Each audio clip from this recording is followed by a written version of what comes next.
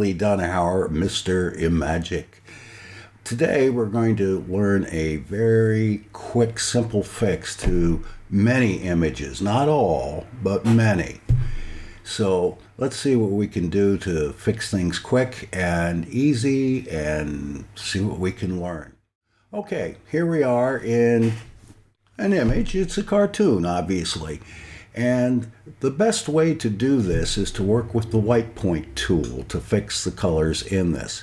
Let's go over here and we're going to go to Filter. We're in Photoshop 2021, obviously. And we'll go to the Camera Raw filter, which is Shift-Command-A. And we'll just click that and it brings up our Camera Raw tools. So all we have to do is click right here on this eyedropper tool, and we go over here with the eyedropper tool. See, it says white balance. That's what we're going to do. And we look for something in the image that should but isn't white. For instance, these speech balloons or even the book down here below. And you just simply click in the speech balloon and that's it. Notice all of the color hazing and discoloration, I should say, is gone, and it instantly fixes the image. And since it looks a little bleached out, we can just up the saturation somewhat, and there we go.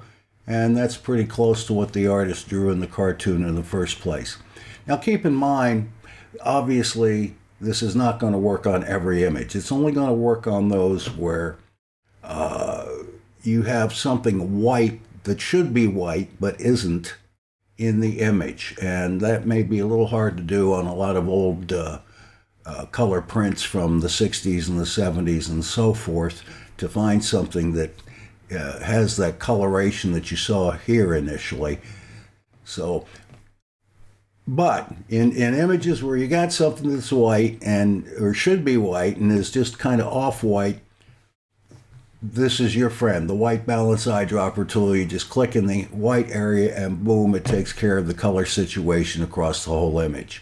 All right, so we're done with that. Let's move on to the second half. And what we want to do now is we want to print this out. Let's say make it 5x7 as a print. And the way we do that, the first thing we need to do is we need to check what is the current image size. And you will note it is just about 5x7. However, it's at 72 dpi. Let me just check those two together. And let's just make it a full 7 inches. So I'll just type in 7 here. There we go. And now if we type in the full 7 inches, it drops the resolution even further. And for printing, we want it to be at 300 dpi to get a nice image. So let's just click on resample, which you'll notice it unchanged the resolution from the height and width. Double click in here, we'll type 300. There we go. Click OK. Boom, and we are done. And there we go, double click. Now you get a little bit of reflection here. You can see little dots and stuff like that, which I'm not particularly happy with. So let's go back and let's just undo everything we just did, and we go back to the original image. So let's go back here to image size, and all we're going to change at this point, let's recycle these, and we're going to go to 300. There we go. So again, if we leave them chained together, in other words, uncheck the resample box, and we type in 300 for resolution, we end up with a postage stamp. 1 2/3 by 1 1/3 inches. But that's okay, because we're going to try another way to do that, and that is to go up here and we're going to use Topaz Gigapixel AI. And that's right in here, Topaz Gigapixel AI. And we'll come in and we'll open up our Gigapixel application. And it just takes a few seconds. And it has to take a look at the image, generate a view. And there we go. First of all, notice it sharpens everything. Okay, isn't that great?